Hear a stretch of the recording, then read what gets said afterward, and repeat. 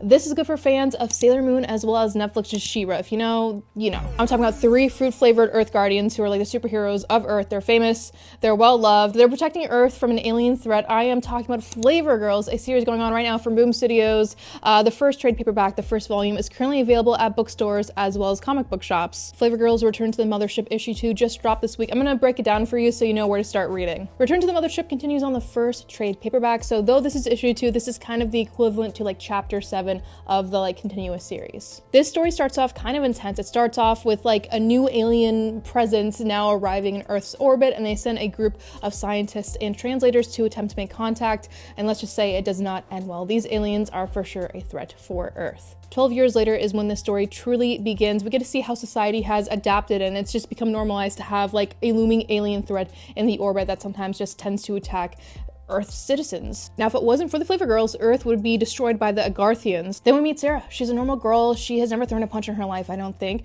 And she actually wants to make a difference by joining the UN and using her words instead of her fists. But one day she's actually the victim of an alien and Agarthian attack. These aliens, Agarthians, are after her for some reason until we realize that she's actually called upon to be the latest Flavor Girl. She is Pineapple. Now Sarah is thrusted into this dangerous world and has to find the courage and the strength and the bravery to become the latest Flavor Girl. And let's just say training is taking a little bit longer than anticipated. As Sarah learns about the Flavor Girls and the lore of this world, so are the readers, and it's a pretty interesting premise. Lots of world building. It's humorous, but it also has some pretty dark themes and dark moments. So just to recap, if you want to get into Flavor Girls, you could start with volume 1, and it has a spine, which means you could find it at a comic book shop and a bookstore. So comic books come out in an episodic format, 1 issue at a time, typically once a month, and grabbing these single issues as they come out really helps support the series. And then eventually, when the storyline is done, this will be published into the second volume of Flavor Girls. Flavor Girls Return to the Mothership issue 2 is now available from Boom Studios. This video has been brought to you by Boom Studios. Thank you so much for watching, and happy reading. Some resources to keep up to date with new comic books is following the publisher's social medias directly to see what's coming out, going to their website to see the new comics.